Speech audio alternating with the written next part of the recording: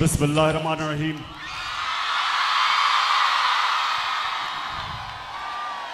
अल्लाह तेरी इबादत करता हूँ, अल्लाह तेरे से मदद मांगता हूँ। सबसे पहले रहीम यार खान,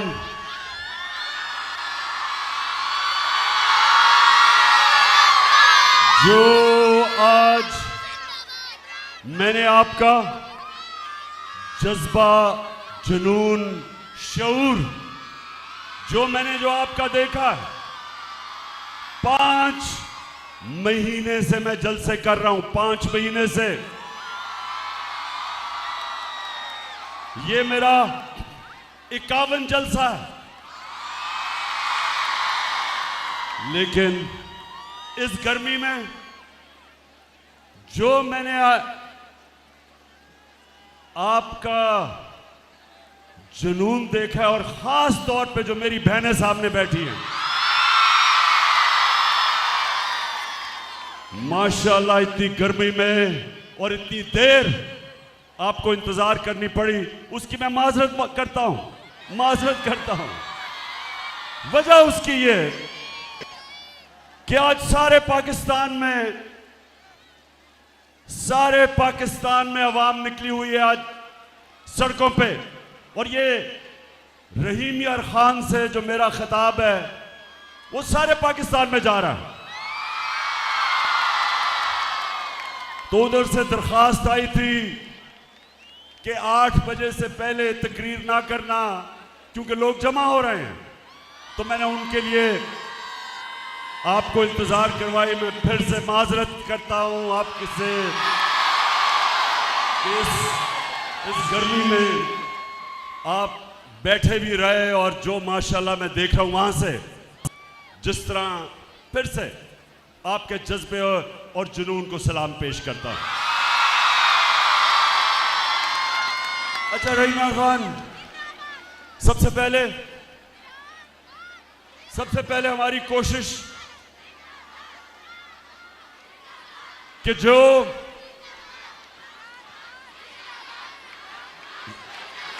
शुक्रिया माशाल्लाह, शुक्रिया।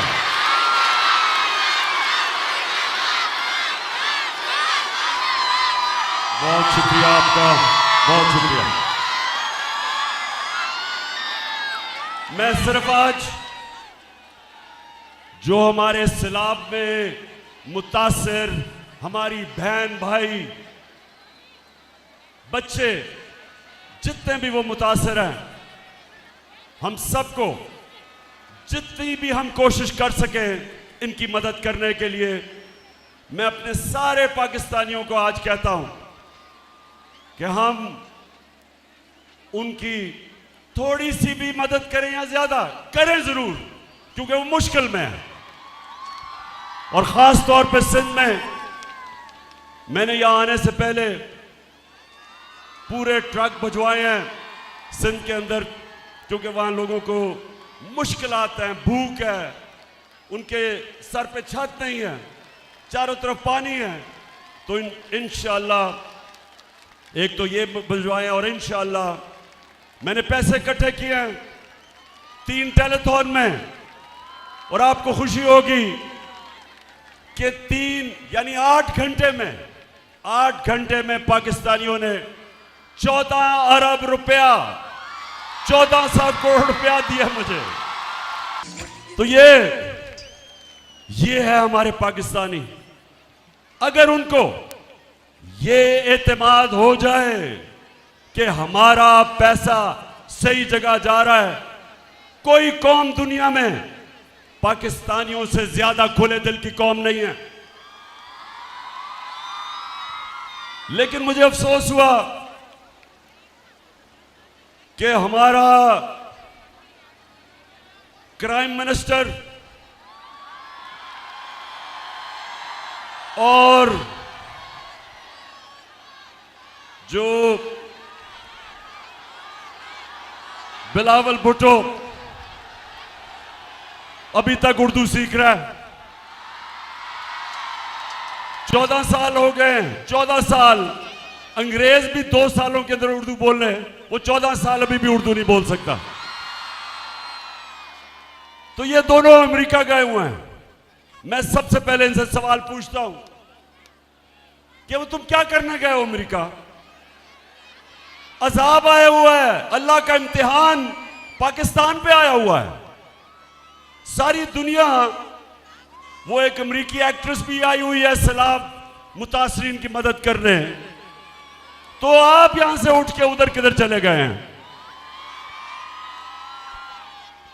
वहां क्या कर रहे हैं? पहले तो मैं ये बता दूं कि वहां महंगे तरीन होटलों के अंदर ठहरे हुए हैं, महंगे तरीन होटलों में। एक तरफ शहबाज शरीफ भीख मांगने जा रहा है, और दूसरी तरफ जिनसे भीख मांग रहे हैं उनको शो मारने के लिए सबसे महंगे होटलों में ठहरे हुए हैं। जरा पहले, अच्छा मैंने आज आपको बड़ी वीडियोस दिखानी है। मैं चाहता हूं कि मेरी कौम में जो शऊर आ रहा है, मैं तो अल्लाह का शुक्र अदा करता हूं कि अल्लाह प्राइम मिनिस्टर बनने से कई ज्यादा, मैं जो अल्लाह का शुक्र करता हूं कि जो मेरी कौम आज जाग गई है, जो शऊर आ गया। क्योंकि इंशाअल्लाह जिस रास्ते पे अब हम लग गए, और मैं अभी आपको बाद में अपना लाएअमल देने लगा हूं, पहले एक कौम जागती है, पहले उसमें शऊर आता है, और फिर वो अपनी आजादी की जदोजहद करती है। इलामा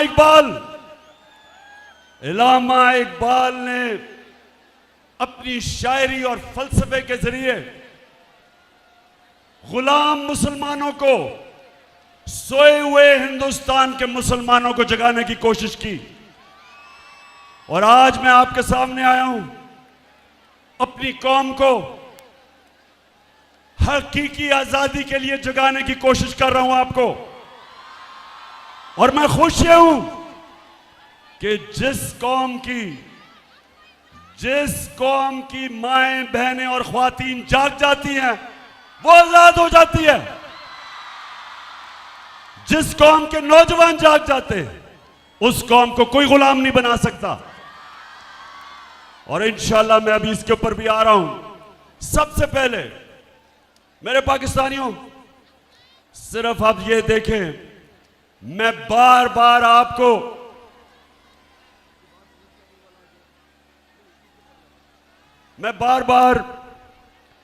आपको एक बताना चाहता हूं कि आप एक अजीम कौम हो। हमारा मसला इस मुल्क के लीडर हैं। कौम गैरतमंद, कौम आजादी चाहती है, कौम खुददार है। कौम उस नारे के ऊपर पाकिस्तान बना था जो आपके सबके दिलों के अंदर वो नारा है कि पाकिस्तान का मतलब क्या? ला इलाहा इल्लल्लाह के नारे पे एक गैरतमंद कौम बनती है। जब वो अल्लाह से दावा करते हैं कि अल्लाह तेरे सिवा किसी के सामने नहीं झुकते। अब मैं आपको दिखाना चाहता हूं कि उस कौम का जब इस तरह का लीडर आता है, वो देखें जरा। Some news from overseas. The Prime Minister of Pakistan met with Vladimir Putin, and it looked like he was really struggling with his translation headphones. Take a look at this. ये जरा देखते जाएं कि जिस तरह स्कूल का बच्चा headmaster के सामने बैठा है। Уважаемый господин премьер-министр,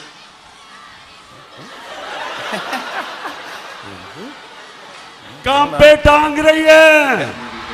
Yeah, there you go. There you go.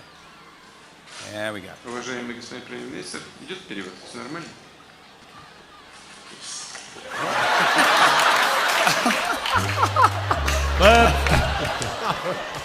That guy is the leader of 220 million people. I just want to let you know. ये मैं सिर्फ आपको इसलिए दिखा रहा हूं कि जब किसी को एक इंपोर्टेड प्राइम मिनिस्टर साजिश के जरिए, एक बैरूनी साजिश के लिए जब मुल्क के ऊपर बिठाया जाता है तो वो मुल्क को इस तरह शर्मिंदा करवाता है। फिर देखें, मैं सऊदी अरब से होके आया हूँ, मैं यूएई के होके, अभी मैं तुर्की होके आया हूँ, और मैंने उन भाइयों को कहा कि आप हमारे बड़े अजीम भाई हैं, हमेशा आपने हमारी मदद की। और मैंने यही कहा, जब मैं आया हूँ तो आप समझेंगे शायद ये मांगने के, शायद ये मांगने आया है। मैं मांगने नहीं आया, लेकिन मजबूरी है। जिस तरह माजी में 75 साल में आपने हमारा हाथ बटाया है, कुछ ऐसा आप हाथ बटा। मैंने कहा मैं वादा करता हूँ कि इंशाअल्लाह हम पूरी कौम, हम मिलकर दिन रात मेहनत करेंगे, पसीना कराएंगे, अपने पाँव पे खड़े होंगे।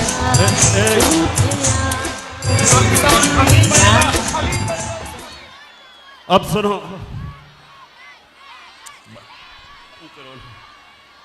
सर रहीम यार खान, आप मुझे बताओ कि आप इस तरह का प्राइम मिनिस्टर चाहते हो? अभी जरा आप देखें, ये जरा देखें कि यूनाइटेड नेशंस का सेक्रेटरी जनरल आया जब पाकिस्तान, वो बेचारा फ्लड मुतासरीन के लिए आया था देखने के लिए, तो ये जरा देखें क्या करता है वो शहबाज शरीफ। Thank you very much, General Secretary, and I assure you, whatever support we get from your institution and through your institution, I give you my word of honor, along with all these ladies and gentlemen sitting on this table, ministers, general officers, government officials, ladies and gentlemen, that every penny we get from you or from wherever, we will spend it most transparently and in the interest of these. समझ गए रहीम यार खान? अच्छा, मैं अब आपको इसकी उर्दू समझाता हूं, इसलिए जो अंग्रेजी में बोला ना, मैं वो उर्दू में बताता हूं कि क्या कह रहा था वो ये कह रहा था कि सेक्रेटरी जनरल साहब, अगर हमें आप इमदाद देंगे तो मैं आपसे वादा करता हूं कि हम वो चोरी नहीं करेंगे। वो आपसे वादा करते हैं क्योंकि सेक्रेटरी जनरल साहब आप पैसा दे रहे हैं तो अब हम ईमानदारी से खर्च करेंगे, पहले चोरी करते थे। अच्छा, अब रहीम यार खान देखें, मैं ये आपको जरूर ये चीजें बताना चाहता हूं, आप और मेरी बहनें आप सामने, आपके लिए मैं खास तौर पे कहना चाहता हूं, अगर आपने एक चीज अपने बच्चों को सिखाना है तो ये समझ लें, अपने बच्चों को एक चीज सिखाएं कि दुनिया उस इंसान की इज्जत करती है जो इंसान अपनी खुद इज्जत करता है। आप अगर अपनी इज्जत नहीं करेंगे, दुनिया आपकी इज्जत नहीं करेगी। और मेरी बहनों, अपने बच्चों को एक और चीज सिखाएं कि ला इलाहा इल्लल्लाह इंसान को गैरत देता है, गैरत देता है। आप जब अल्लाह से दावा करते हैं कि मौला तू ही मेरा खुदा है, मैं किसी बुत के सामने नहीं झुकूंगा। बुत का मतलब कि मैं किसी खौफ के बुत, किसी लालच के, किसी पैसे के बुत के सामने नहीं झुकूंगा। ये इंसान को गैरत देती है। और मेरी बहनों, मेरी सारी जिंदगी का तजर्बा ये है कि सबसे बड़ा इंसानों के अंदर जो मैंने फर्क देखा है वो है गैरत। एक गरीब आदमी भी जिसमें गैरत होती है, दुनिया उसकी इज्जत करती है। और अरबोपति, इस तरह का प्राइम मिनिस्टर अरबोपति की कोई इज्जत नहीं करता जो अपनी इज्जत नहीं करता, जिसमें गैरत नहीं होती। अब ये देखें, ये जरा अब आपने गौर से देखना है, बतिया बंद करें। ये देखें कि ये अब अमेरिका में जाके हमारा करोड़ों रुपया खर्च किया और अमेरिका में जाके ये क्या कह रहा है, ये जरा इंटरव्यू सुने अंग्रेजी में, फिर मैं आपको उर्दू में बताता हूं क्या कह रहा है। Relief. Unless we get substantial relief, how can the world expect from us to stand on our own feet? It is simply impossible, next to impossible. The world has to stand by us. And there is a yawn are asked and what is available. Please, through your cameras, have this yawning gap bridged and bridged very quickly, the epidemic. It is waiting for us. Please help us in... क्या कह रहा है, interview दे रहा, सुना जरा। मेरी बहनों, मुझे पता बड़ी गर्मी है लेकिन सुनना जरूरी है, आप में बड़ा सब्र है। एक इंटरव्यू दे रहा है, अमेरिका जाने की जरूरत नहीं थी वो इंटरव्यू देने के लिए। वहां जाके उसको कह रहा है कि हमारे मुल्क के हालात बहुत बुरे हैं, खुदा के वास्ते हमें पैसा दिलवा दो। वो जो भी आप देख रहे थे, वो तो बेचारी इंटरव्यू लेने वाली है, उससे कहता है कि अपनी चैनल के जरिए लोगों को कहो कि हमें पैसे की जरूरत है, हमारा दिवालिया निकल गया। मैं इसलिए ये आपको चीजें दिखा रहा हूं कि ये होता है जब एक मुल्क के ऊपर एक मसनूई लीडर बैठा दिया जाता है। इसको क्यों लेके आए? इसको इसलिए नहीं लेके आए कि इसमें कोई क़ियादत की, इसमें कोई क्वालिटी थी। इसको इसलिए लेके आए कि ये जो भी हुक्म मिलेगा बाहर से, ये सारे हुक्म मानेगा। ये अगर IMF कहेगा कि महंगाई करो, बिजली की कीमत ऊपर करो, पेट्रोल और डीजल की कीमत बढ़ाओ, ये सारे काम करेगा, क्योंकि इसको पीछे से डिक्टेशन आता है। और ये करेगा क्या कि बाहर की दुनिया पे जाके इमदाद लेगा कि जी हमें पैसे दे दो, हम मारे गए। तो रहीम यार खान, मैं जब आपको हकीकी आजादी के लिए खड़ा कर रहा हूं, मेरा मकसद क्या है कि अगर हमारी कौम खड़ी ना हुई और इसी तरह के चोर हमारे ऊपर मुसल्लत रहे, तो रहीम यार खान ये याद रखो, इस मुल्क का कोई मुस्तकबिल नहीं है, इस मुल्क का कोई मुस्तकबिल नहीं है।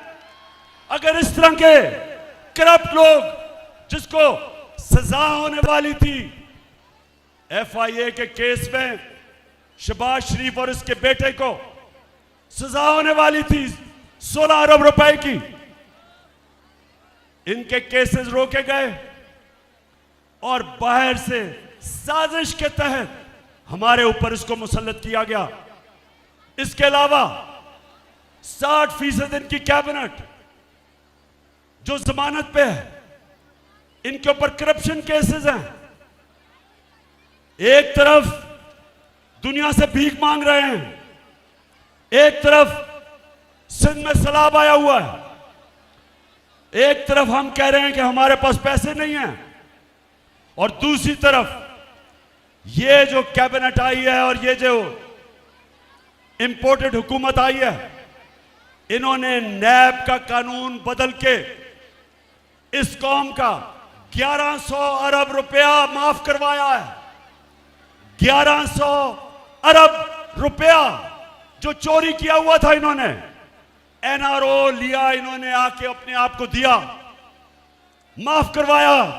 जो पैसा आपका था, जो पाकिस्तानी कौम से चोरी हुआ था, तो इनका मकसद अपनी चोरी बचाना था। बाहर के लोग जो इनको मुसल्लत किया, उनका मकसद यहां ऐसी क़यादत हो जिसको वो कंट्रोल कर सकते हैं। और इसलिए मैं जो अभी आखिर में आपको लायामल दूंगा, हमने तैयारी करनी है पाकिस्तानियों अपनी हकीकी आजादी के लिए। हमने अपनी हकीकी आजादी के लिए निकलना पड़ेगा। हमें कभी भी किसी कौम को आजादी प्लेट में नहीं दी गई, आजादी के लिए जद्दोजहद करनी पड़ती है, आजादी के लिए कुर्बानियां देनी पड़ती हैं।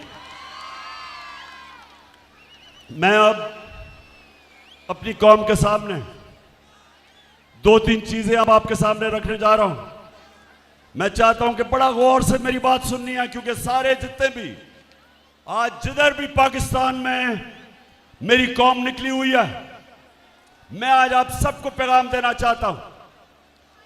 मेरी कौम, एक बात याद रख लो कि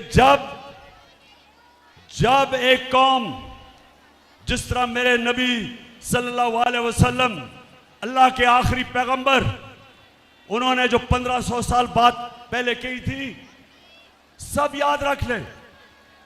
उन्होंने कहा था कि वो कौमें तबाह हो जाती हैं, वो कौमें तबाह हो जाती हैं जिधर छोटा चोर चोरी करे तो जेल में, और ये बड़े डाकू जो मुल्क को लूट के पैसा बाहर लेके जाते हैं, जो कौम इनको सजा नहीं दे सकती, वो कौम अपनी तबाही के रास्ते पर निकल जाती है।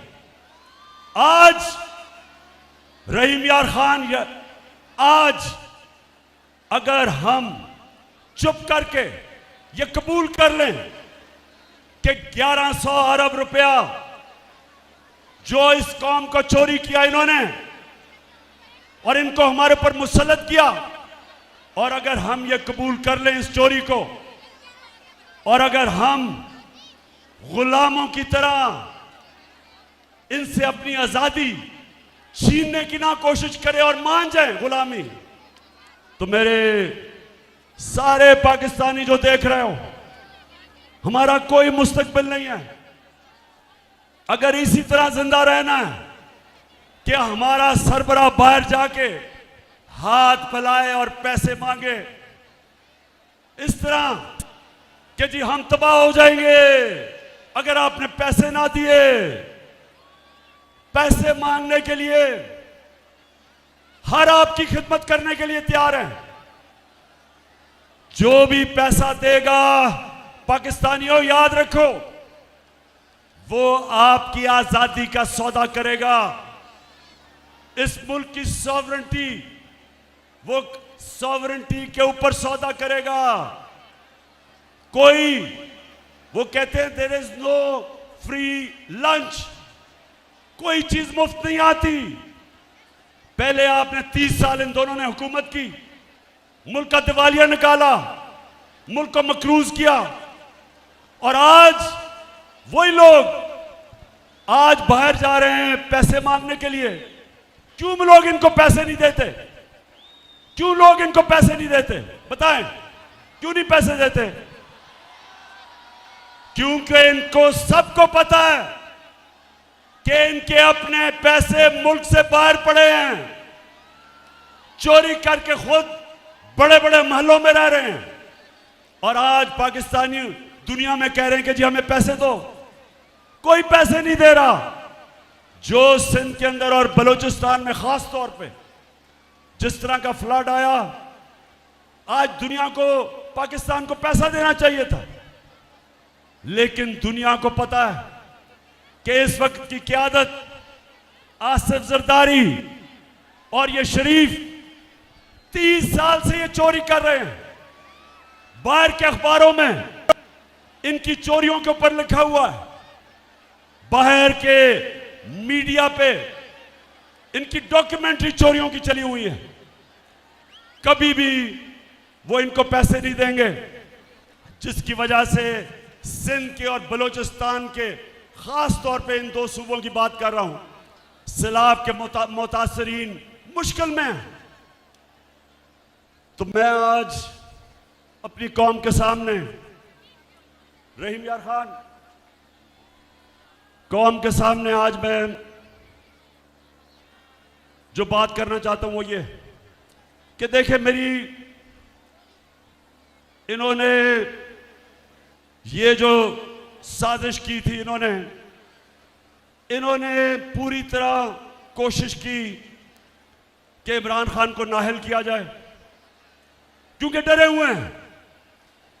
हुए हैं पाकिस्तानी अवाम से कि जब भी इलेक्शन होंगे, इनको पता है कि इस वक्त तहरीक इंसाफ जीत जाएगी, तो इलेक्शनों से भाग रहे हैं और कोशिश कर रहे हैं कि इमरान खान को नाअहल किया जाए, और दूसरी कोशिश कर रहे हैं पहले से इनका प्लान बना हुआ है, मैं आप सबको पहले भी बता चुका हूं। 4 लोगों ने बंद कमरे में फैसला किया मुझे मरवाने का, और वो लोग अभी भी उस साजिश पर लगे हुए हैं। उन्होंने दोनों मरियम जो झूठ बोल रहे हैं कि पीएचडी दोनों के पास है,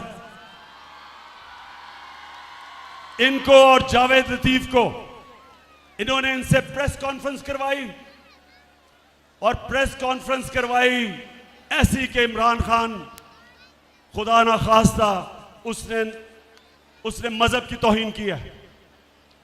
और फिर इनकी कोशिश है कि इसकी वजह से अगर कोई भी मेरे ऊपर वारदात हो तो कहेंगे जी मजहबी जुनूनी ने कर दिया, कहेंगे कि जी कोई दीनी इंतहा पसंद है इसको मार दिया।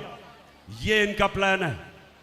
लेकिन मैं आज आप सबको कह रहा हूं, सारे पाकिस्तान में मैं फिर रहा हूं, मुझे अपनी जान से ज्यादा मुझे पाकिस्तान की आजादी की फिक्र है।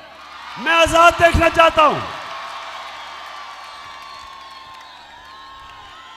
मैं रहीम यार खान सुन लो, सारा पाकिस्तान सुन लो, मैं आज आपको कह दूं कि एक तो मेरा ईमान है अल्लाह पे, ला इलाहा इल्लल्लाह। मेरा ईमान है कि जब तक अल्लाह फैसला नहीं करता इंसान दुनिया से नहीं जाता। दूसरा, मेरा ये ईमान है कि मौत बेहतर है गुलामी से, इससे बेहतर है मर जाओ गुलाम रहने से। तो रहीम यार खान, ये सुन ले आप कि ये जो साजिश है, ये साजिश कौन कर रहे हैं? ये वो लोग जो अपनी अना के लिए अना और अपने करप्शन के कैदी हैं, गुलाम हैं अपनी करप्शन और अना के। ये मुल्क से बाहर रहते हैं, पाकिस्तान आते हैं गवर्नमेंट करने के लिए, पैसा यहां से लूटते हैं और मुल्क से बाहर चले जाते हैं। ये वो लोग हैं। इनके साथ एक साजिशी टोला मिल के कोशिश कर रहा है, पूरी मुल्क के कोशिश कर रहा है कि हम इन चोरों की गुलामी करें। तो मैं आज अपनी सारी कौम के सामने कहता हूं कि अगर मुझे अल्लाह पे यकीन है कि जिंदगी मौत उसके हाथ में है, इज्जत जिल्लत उसके हाथ में है, रिस्क उसके हाथ में है, तो मैं अपनी सारी कौम को कहता हूं कि आप भी सब खौफ के बुत को तोड़ दो, खौफ की जंजीरें तोड़ दो। सारी कौम को मैं कहता हूं कि आप तैयारी करें, आप मेरी कॉल की तैयारी करें, क्योंकि मैंने फैसला किया है कि मैंने किसी सूरत इन चोरों को किसी सूरत कबूल नहीं करना। रहीम यार खान, जो आज हो रहा है, हर रोज हम सुनते हैं कि इनके केसेस माफ हो रहे हैं। अब हम ये सुन रहे हैं कि इसहाक डार पाकिस्तान आने वाला है। वो इसहाक डार जिसने हुदैबा पेपर मिल में गवाही दी हुई है कि वो शरीफ खानदान का यहां से पैसा मनी लॉन्डर होकर बाहर जाता था। लंदन में काजी फैमिली थी, उसके जरिए फिर वापस पैसा आता था रेमिटेंस के नाम पे। बीबीसी की एक फिल्म बनी है इस पे, इसके ऊपर पूरी तफ्तीश हुई है। इसने खुद बयान दिया हुआ है कि मैं इस मुल्क से शरीफ खानदान के लिए मनी लॉन्ड्रिंग करके फिर वहां से पैसा लेके आता था रेमिटेंसेस दिखा के। उसके बाद ये नून लीग की हुकूमत थी, जब नून लीग की हुकूमत में या प्राइम मिनिस्टर के जहाज में मुल्क से बाहर भागा। हमारी तो हुकूमत ही नहीं थी, अदलिया आजाद थी। किस चीज से इसको डर था? इसको डर था कि इसके पाकिस्तान से बाहर इसके और इसके बच्चों के पैसे पड़े हैं, जायदादें पड़ी हैं, इसलिए मुल्क से बाहर भागा था। और अब जो एनआरओ मिल रहा है और ये डील के तहत वापस लाया जा रहा है, पहले तो जो भी ये समझता है कि इसहाक डार ये मुल्क की माशत ठीक कर लेगा, अगर वो अब ठीक कर ले गया तो जब पहले हमें हुकूमत मिली थी पाकिस्तान की माशत बदतरीन हालत में थी, सबसे बड़ा खसारा था बैरूनी मुल्क का, वो छोड़ के गया। इसने हमारी एक्सपोर्ट्स जिससे मुल्क की आमदनी बढ़ती है वो रोक दी। इसने पाकिस्तान की माशत और इंडस्ट्री का तबाही कर दी। इसने किसानों का बेड़ा गर्क कर दिया। और अब ये कोई समझ रहा है कि वो आके इस मुल्क को ठीक कर देगा। कोई किसी गलतफहमी में ना रहे। हम अगर ये कोई समझता है कि ये आएंगे और हम इनकी चोरी, ये जो मुल्क लूट रहे हैं, केस माफ करवा रहे हैं, हम भेड़ बकरियों की तरह हम चुप करके ये तमाशा देखेंगे। मैं आज सारों को पैगाम देना चाहता हूं, मैं फिर से कहता हूं, जब तक मेरे में जान है मैं निकलूंगा इसके खिलाफ, मैं अपनी कौम को निकालूंगा। आज जो मुल्क की माशत है वो खुद ही शहबाज शरीफ ने न्यूयॉर्क में जाके कह दिया कि हमारा दिवालिया निकलने लगा है, हम अपने कर्जों की किस्तें वापस नहीं कर सकते, हमारे मुल्क के हालात बहुत बुरे हैं। तो मैं आज उन सब से पूछता हूं जिन्होंने यह साजिश करके हमारी हुकूमत हटाई थी, मैं आज इन सब से पूछता हूं कि आज आप सारी कौम के सामने जिम्मेदार हैं। जो आपने इस मुल्क से किया, वो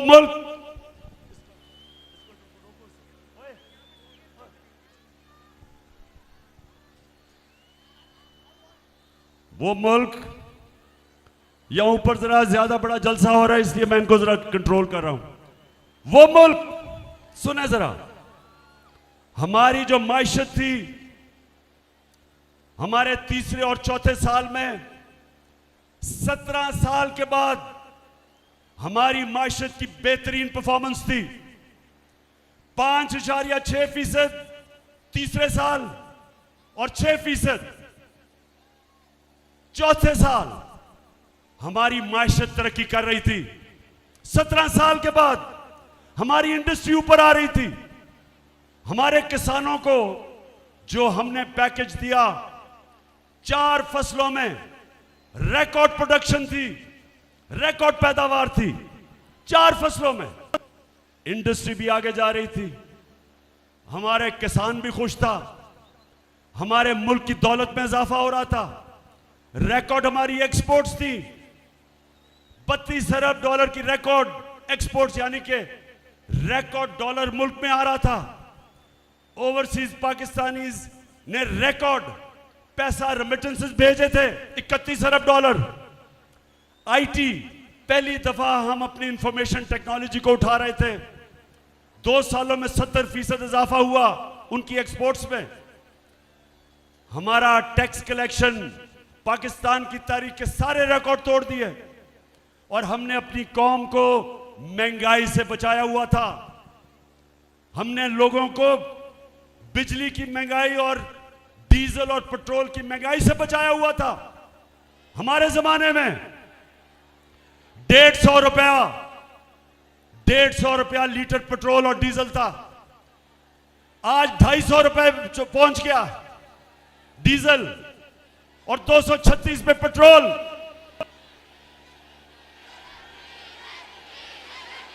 बिल्कुल बिल्कुल, माशाल्लाह बड़ा शऊर है आप में। 250 रुपया फजल रहमान का लीटर पे पहुंच गया।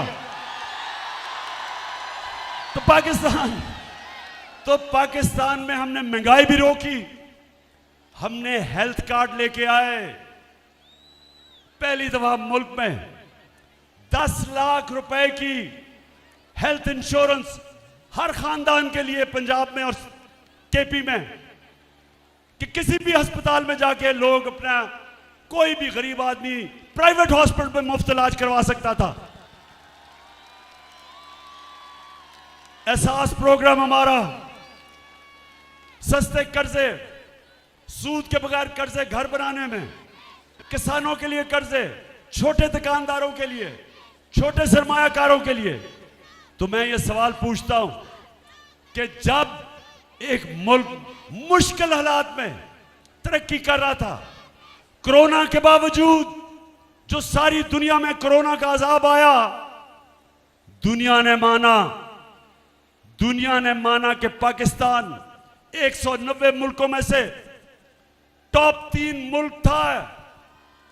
पाकिस्तान उन टॉप 3 मुल्कों में था जिन्होंने कोरोना को भी संभाला, अपने गुर्बत भी, गरीबों को संभाला, उन्होंने अपनी माशरत भी बचाई।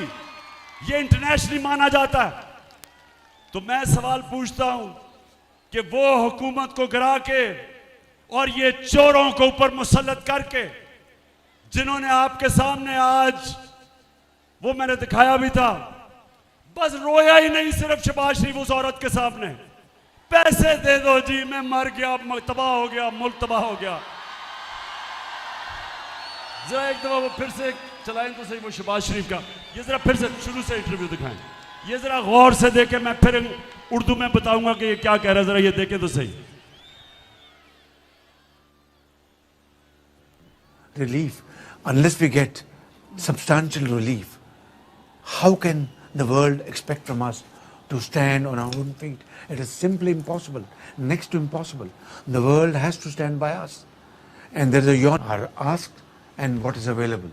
Please, through your cameras, have this yawning gap bridged, and bridged very quickly. The epidemic, it is waiting for us. Please help us in सुन लिया, प्लीज हेल्प अस, खुदा के वास्ते हमारी मदद करो। वो बेचारी, वो मेरी बहनों, आपने देखा था वो बेचारी औरत की आंखों में आंसू ही आ गए कि मैं खुदा के वास्ते प्लीज मेरी मदद करो।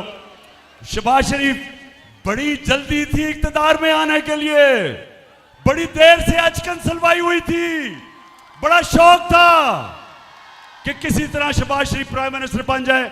बेशक बैरून मुल्क के साथ मिलके साजिश करके एक मुल्क जो बड़ी देर के बाद बेहतरीन रास्ते पे चल रहा था, इनकी अपनी इकोनॉमिक सर्वे, जो इनकी हुकूमत, जो वो किताब बताते हैं हर साल माइशत के ऊपर, उसके मुताबिक 17 साल के बाद पाकिस्तान की बेहतरीन तरक्की थी। उस हुकूमत को गिरा के ये आके अब दुनिया में वो कभी वो सेक्रेटरी जनरल का बाजू पकड़ लेता है कि खुदा के वास्ते पैसे दे दो, मैं चोरी नहीं करूंगा। उसके बाद जाके वो बेचारी औरत, उसके आंसू निकलने शुरू हो गए कि ओहो प्लीज मेरी मदद कर दे। तो पाकिस्तानियों, ये हमारा मुस्तकबिल नहीं है। हमारी कौम की बदकिस्मती क्या है कि वो मुल्क जिसका लीडर कायदे आजम मोहम्मद अली जिन्ना था, जिसका नजरियाती लीडर इल्लामा इकबाल थे, वो मुल्क का देखें सरबराह जाके बेकारियों की तरह जी मैं मांगने नहीं आया, मैं मजबूर हूं। तो मेरे पाकिस्तानियों, मैं इसलिए आज आपको सारी कौम को तैयार कर रहा हूं। मैं अभी आखिर में बताता हूं, लेकिन उससे पहले मैं आज पाकिस्तान की एस्टेब्लिशमेंट से पूछता हूं कि ये जो चोर अपने करप्शन के केसेस खत्म कर रहे हैं, क्या ये सिर्फ इमरान खान की जिम्मेदारी है कि इस मुल्क में करप्शन रोकी जाए? क्या आपकी जिम्मेदारी नहीं है? क्या आप ये जो देख रहे हैं मुल्क में कि चोर जो 30 साल से चोरी कर रहे हैं और केसेस करप्शन के इनके दौर में बने हुए हैं, इनके दौर के केसेस हैं, और वो आज आके बारी बारी सारे अपने केसेस खत्म करवा रहे हैं। और कौम को 1100 अरब रुपया जो कौम का चोरी किया हुआ था वो हजम कर रहे हैं। क्या मैं अकेला हूं? मैंने ठेका लिया हुआ इस मुल्क का कि करप्शन के खिलाफ लड़ूं? क्या और किसी की जिम्मेदारी नहीं है? हमारी इस्टेब्लिशमेंट कहती है ताकत उनके पास है, लेकिन वो कहते हैं हम तो न्यूट्रल हैं, हम तो किसी तरफ नहीं हैं। अल्लाह ने, सुन लो मेरी बात रहीम यार खान वालों, अल्लाह ने कुरान में वाज़े किया है, अमर बिल मारूफ वो नहीं अनिल मुनकर। हम सबको उसने कहा है कि अच्छाई के साथ खड़े हो और बुराई के खिलाफ जहाद करो। कहीं अल्लाह ने हमें इजाजत नहीं दी कि ना मैं अच्छाई के साथ हूं ना बुराई के साथ हूं, न्यूट्रल रहने की इजाजत नहीं दी। हुक्म है उसका, हमें अल्लाह का हुक्म है कि जब ये चोर जो मुल्क को लूट के भाग गए बाहर और अब आके अपने केसेस माफ करवा रहे हैं, डील के तहत, एनआरओ के तहत सारी कौम पे फर्ज है कि इनका खिलाफ खड़े हो, इनका मुकाबला करो, क्योंकि मेरे मौला ने कुरान में वाज़े कर दिया है कि मैं कभी किसी कौम की हालत नहीं बदलता।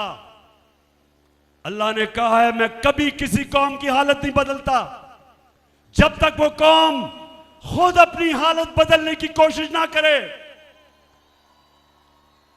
अगर एक कौम भेड़ बकरियों की तरह रहना चाहती है, अल्लाह वैसे ही रखेगा।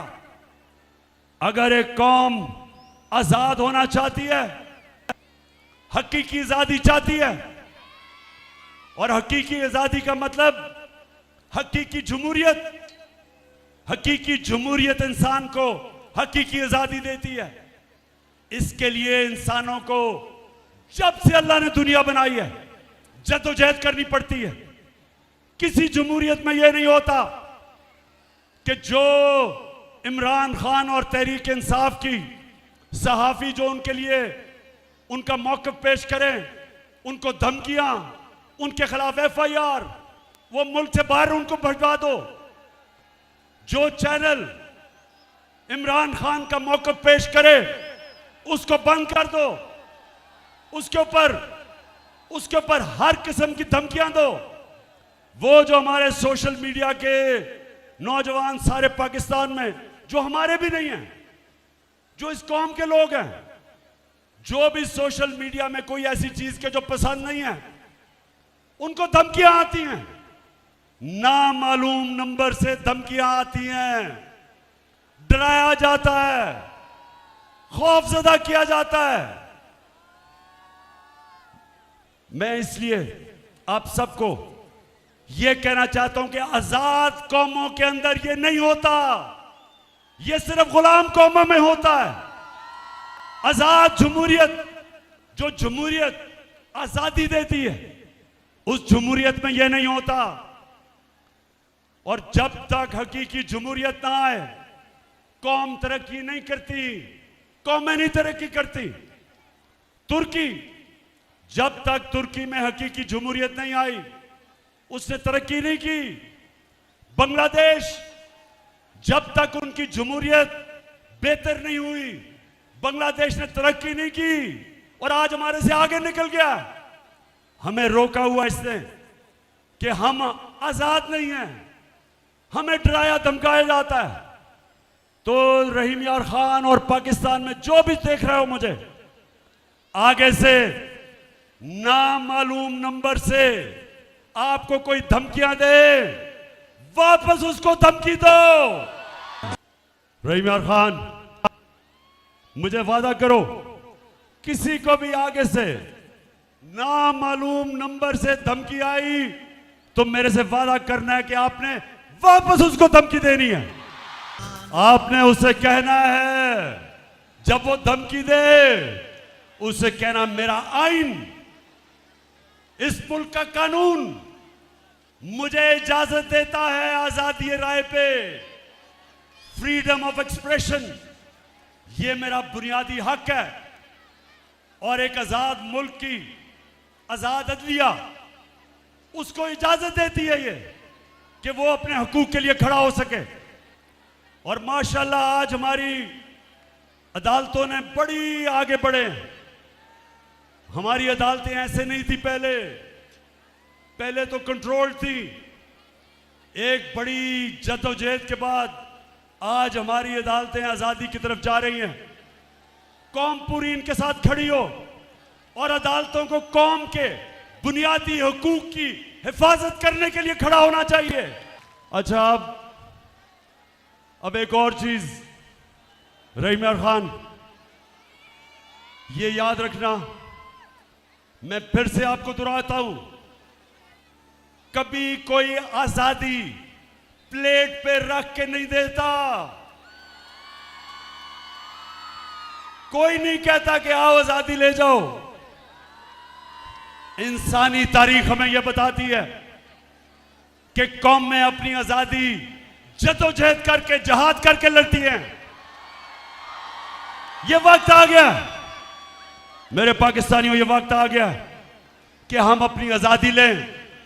ये जो चोर, ये जो डाकू, ये जो हमारे ऊपर मुसल्लत किए गए हैं, ये जो एनआरओ वाले, ये जो बाहर बैठ जाते हैं, मुल्क से बाहर बड़े बड़े महलों में रहते हैं, मुल्क को लूटने आते हैं और चोरी करके फिर बाहर चले जाते हैं।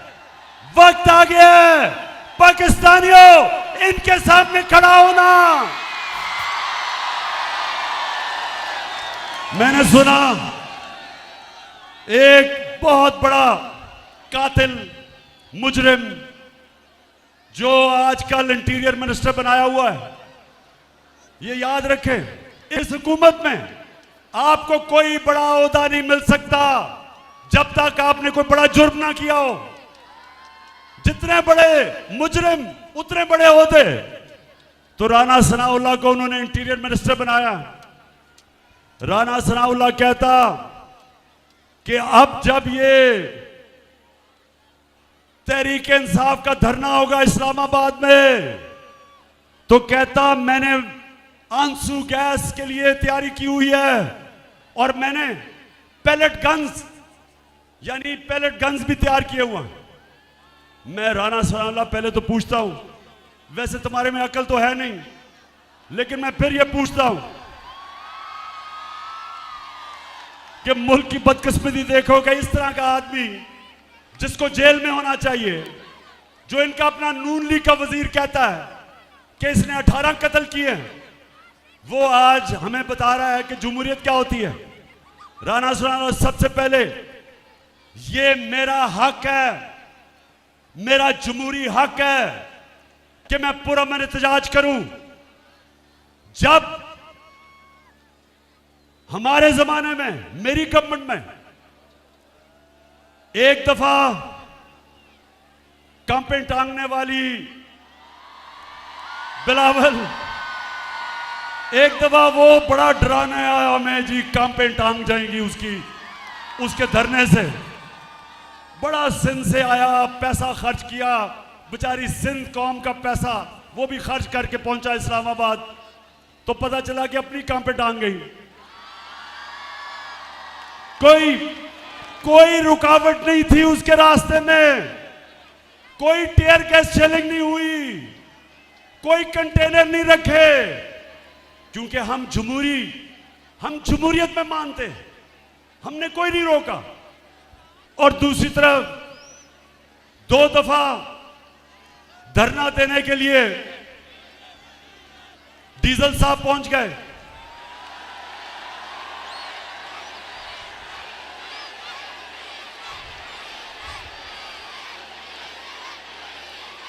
डीजल ने बड़ा डराया कि हुकूमत गिराने आ रहा हूं मैं।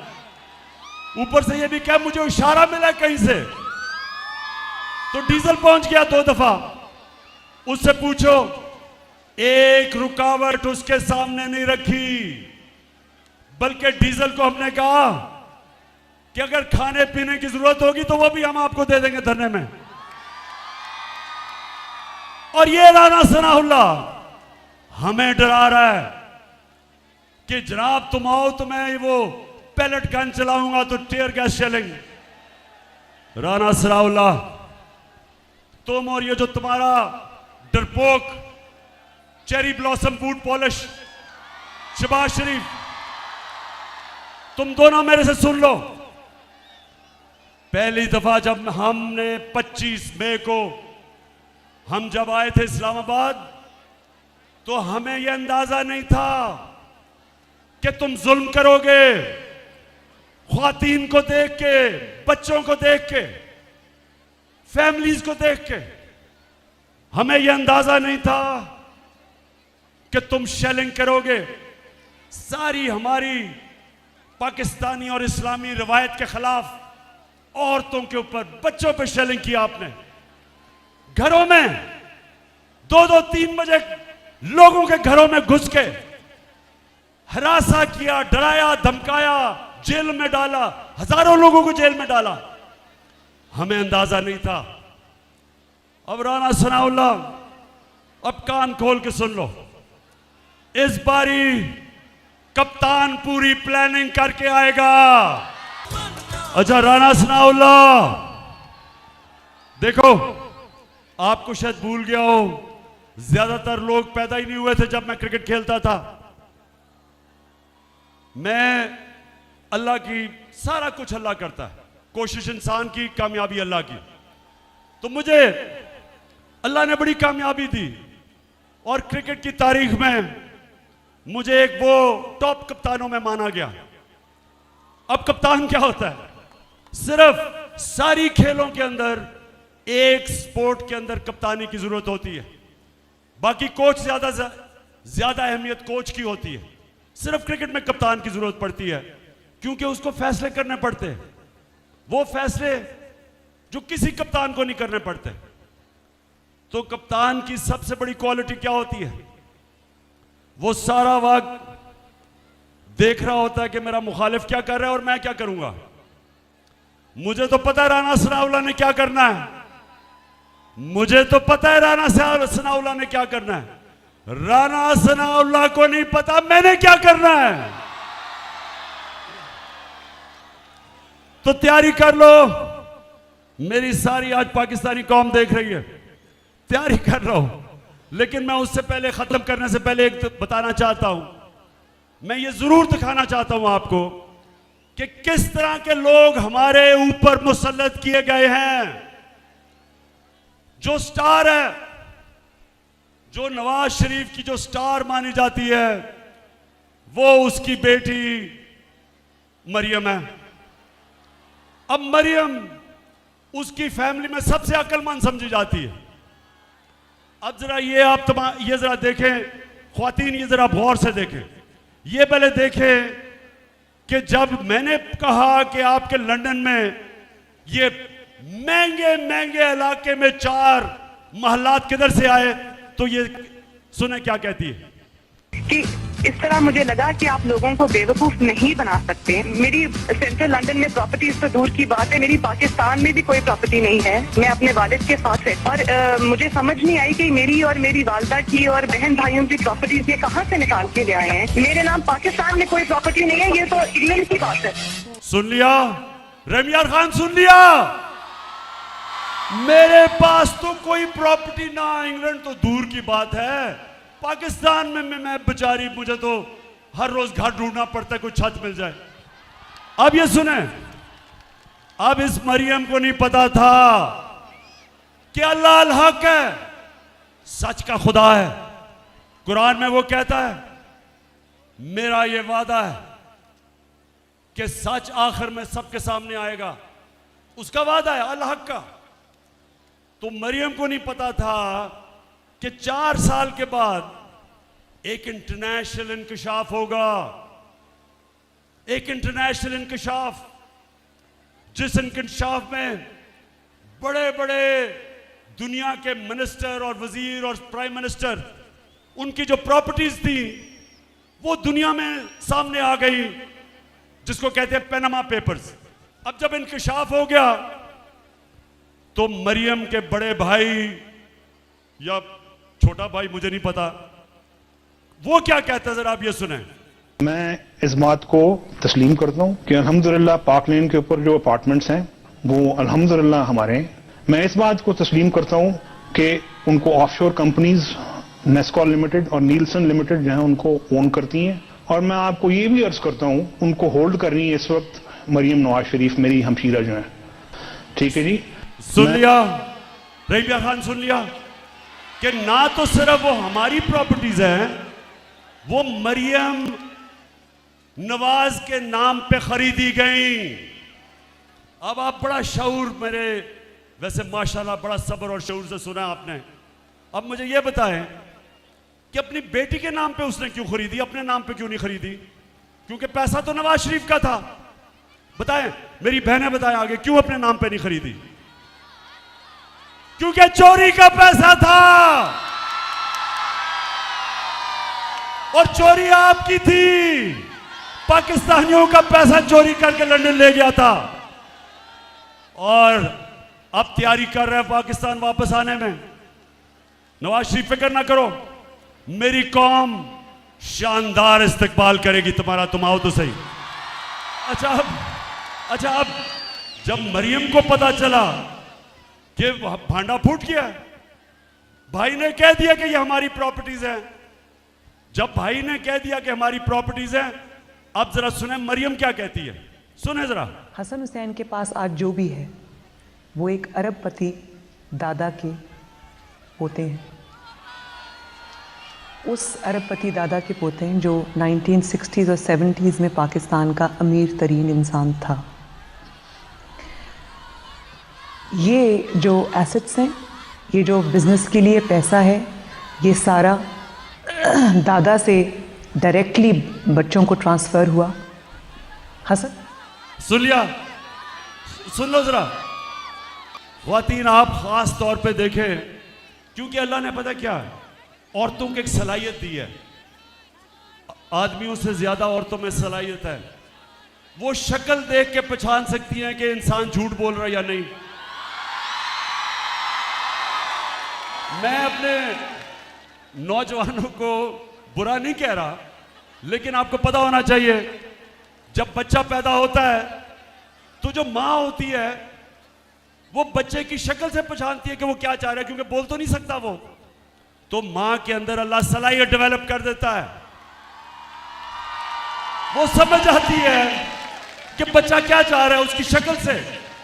अब ये जो मरियम की शक्ल आपने देखी, क्या इसकी शक्ल के ऊपर आदमी तो समझेंगे कि ओहो ये तो झूठ बोल ही नहीं सकती। इतनी संजीदा शक्ल से उसने कहा कि मेरा दादा तो अरबोपति था। अब कि कह तो सकती नहीं थी कि मेरे बाप ने पैसा दिया है, क्योंकि बाप के पास उसने तो अपने एसेट्स में दिखाया ही नहीं है कि पैसा, और ये भी नहीं कह सकती थी चोरी का पैसा है। अब दादा साहब दुनिया में नहीं थे तो दादे का तो पूछना किसी ने नहीं था, तो दादे के ऊपर डाल दिया कि दादा बहुत अमीर था। अच्छा अब जरा ये तमाशा देखें, मरियम का जो दादा था वो शहबाज शरीफ का बाप था।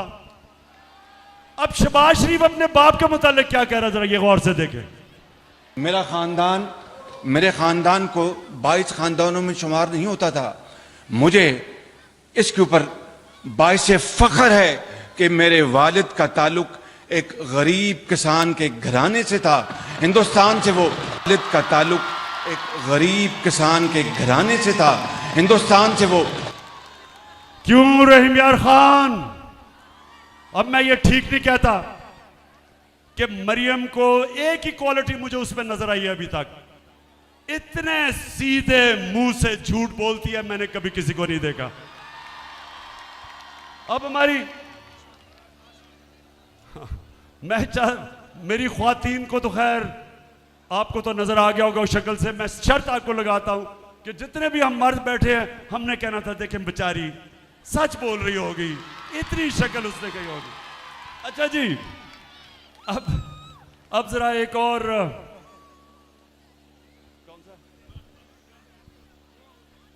अच्छा, अब मैं आखिर में पहुंच रहा हूं। मैंने आज आपसे रहीम यार खान, आज मैंने फैसला किया था कि मैं लायामल तय करूंगा और अपनी कौम को बताऊंगा कि मैंने करना क्या। अब 51 जलसे कर बैठा हूं, सारे पाकिस्तान में मैं फिर लिया। कभी मैंने अपने लोगों में ये शऊर नहीं देखा जो आज मेरी कौम में आया है। मैंने कभी 5 इतने गर्मी के महीने, इतने गर्मी के महीने मैंने कभी इस तरह कौम को नहीं निकलते देखा जिस तरह आज आप बैठी हैं ख्वातीन गर्मी के अंदर। मैं देख रहा हूं सारा वक्त आप पंखा झल रही हैं, गर्मी है मुझे पता है, पीछे जुड़े हुए हैं सब। इस गर्मी में मैंने कभी अपनी कौम को ऐसे निकलते नहीं देखा, क्योंकि मुझे पता है कि आज मेरी कौम तैयार है अपनी हकीकी आजादी की जद्दोजहद करने के लिए। तो आज मैं सारे जितने भी पाकिस्तान में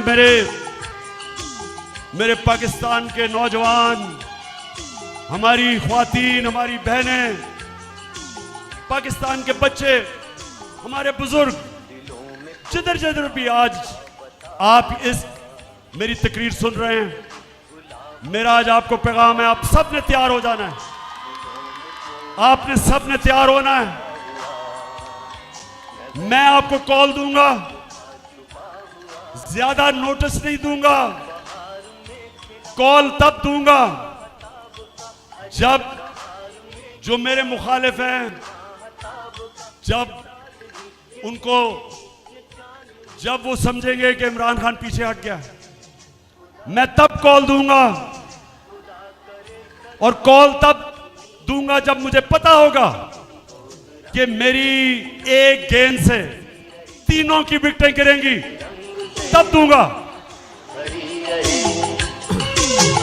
मैंने सारों को तैयारी करवाई है, अपनी सारी तंजीमों को। मैंने अपनी टाइगर फोर्स को कहा तैयार हो जाओ। मैंने आपकी तैयारी चेक कर रहा हूं, हर रोज मैं अपनी टीम की तैयारी चेक करता हूं, और जिस दिन मैंने समझा कि हम तैयार हैं और वो ज्यादा दूर नहीं है, इंशाल्लाह मैं आपको कॉल दूंगा। और वो जो कॉल होगी, वो कॉल आखिरी कॉल होगी। उसके बाद कोई मार्च नहीं होगी, कोई धरना नहीं होगा। वो कॉल होगी पाकिस्तान को बचाने के लिए, पाकिस्तान को बचाने के लिए साफ और शफाफ इलेक्शन। अगर मैं चैलेंज करता हूं, कोई मुझे आज बता दे कि जिस तरह ये तेजी से मुल्क को तबाही की तरफ लेके जा रहे हैं, माशी बर्बादी की तरफ लेके जा रहे हैं, सिवाय साफ और शफाफ इलेक्शन के कोई दूसरा रास्ता पाकिस्तान के लिए नहीं। जब तक इलेक्शंस नहीं होते, सियासी इस्तेकाम नहीं आता, पॉलिटिकल स्टेबिलिटी नहीं आती, एक स्टेबल गवर्नमेंट नहीं आती, कोई नहीं रोक सकता जो माशी तौर पे पाकिस्तान नीचे जा रहा है। माशी इस्तेकाम आता है सियासी इस्तेकाम से। हम इलेक्शंस ये नहीं चाहते कि हमें इक़्तिदार चाहिए, हम इलेक्शंस इसलिए चाहते हैं कि ये मुल्क को तबाही की तरफ लेके जा रहे हैं, अवाम का माशी कत्ल कर रहे हैं, महंगाई में अवाम डूब रही है, चाहे वो किसान हो, चाहे वो सनतकार हो, चाहे वो घर में ख्वातीन देख रही हैं कि हर रोज कीमतें ऊपर जा रही हैं, बिजली के बिल नहीं लोग दे सकते, और अभी महंगाई और आनी है क्योंकि रुपया गिर रहा है। 33% पाकिस्तान का रुपया गिरा है, 33% इस मुल्क का रुपया गिरा है। इसका क्या मतलब है? आपके बैंक में जो पैसे पड़े हुए थे, अगर 100 रुपया था तो उसमें से 33 रुपए काट लें, 100 रुपए में से 33 रुपए कम हो गए। लेकिन अगर आपका पैसा आपके एहसास से मुल्क से बाहर पड़े हैं तो आपको 33% फायदा हो गया, आपके एहसास से ऊपर चले गए। और इसलिए मैं ये भी इस कौम को कहता हूं, कभी से इसके बाद कभी किसी पार्टी को वोट ना देना जिस पार्टी के सरबराह के पैसे और असासे मुल्क से बाहर पड़े हों, क्योंकि मुल्क में जब रुपया गिरता है उनको फायदा होता है, कौम को नुकसान होता है। और इसलिए अगर हमने मुल्क को इस तबाही से बचाना है, सिर्फ एक रास्ता है, साफ और शफाफ इलेक्शन। और हमारी जो तहरीक होगी, अब जब हम निकलेंगे इस बारी, जब तक साफ और शफाफ इलेक्शन की अनाउंसमेंट डेट नहीं मिलती, जब तक हमें तारीख नहीं मिलती, ये अब तहरीक रुकेगी नहीं। रहीम यार खान, आखिर में मुझे बताओ, आप तैयार हो? इंशाअल्लाह, इंशाअल्लाह। मैं फिर से सलाम करता हूं आपको, आपके जज्बे, जुनून और शऊर को। पाकिस्तान जिंदाबाद और रहीम यार खान जिंदाबाद।